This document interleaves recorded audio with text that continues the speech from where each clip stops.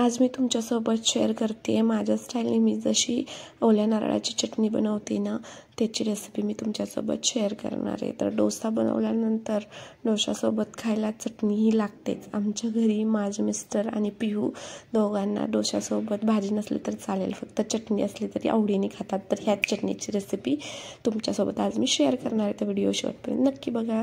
इथे एक ओला नारळ घेतलाय मी, एक अख्ख्या नारळ बारीक असं चिरून घेतलाय आणि त्यामध्ये हिरवी मिरची टाकल्या 2, थोडीशी कोथिंबीर आणि आलं थोडंसं टाकणार आहे।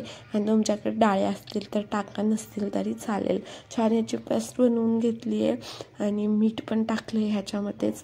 छान पाणी टाकायचं आहे आणि ह्याची मस्त अशी पेस्ट बनवून घ्यायची। जितकी बारीक पेस्ट होईल तितकी बनवून घ्या। आता मी ह्याच्यात निम्मं खोबरं घेतलं आहे आणि निम्मं अजून कुटायचं बाकी आहे, तर निम्मं ठेवलं आहे प्लेटमध्ये। छान दोन्ही पिसून एकदम मस्त अशी फाईन पेस्ट, लागेल तेवढं पाणी घाला, चटणी पातळ झालेली छान लागते। आणि मस्त अशी पेस्ट बनवून घ्या, जितकी बारीक होईल तितकी। आणि ती नंतर एका प्लेटमध्ये काढून घ्या।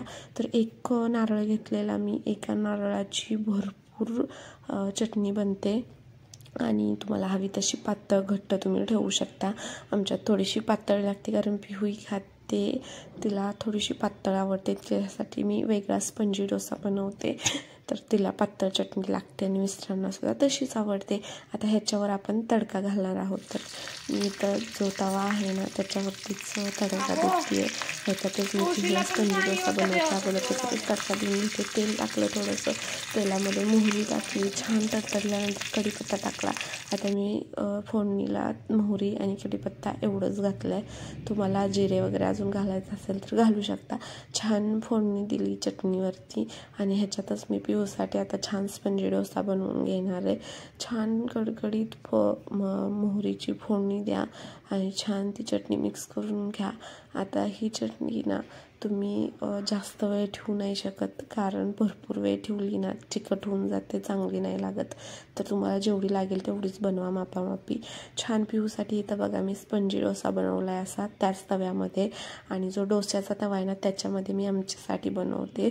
तर तिला मी 2 डोसे बनवून घेतले, तिला खूप आवडतात। आता एकदा खायला बसली ना हातानेच खाते, ती स्वतः खाते। तर तेवढं फिनिश केल्याशिवाय ती उठत नाही। तर तिचं ताट बनवून दिलं आणि त्यानंतर आमच्यासाठी बनवायला घेतला डोसा। तर हा माझ्याकडे डोसाचा तवा आहे ना, मी ह्याच्यावरच आमच्यासाठी डोसे बनवते। मस्त पेपर डोसा किंवा मसाला डोसा, त्याच्या पण रेसिपी हवी असतील तर कमेंट करा, मी ती सुद्धा तुमच्यासोबत शेअर करीन।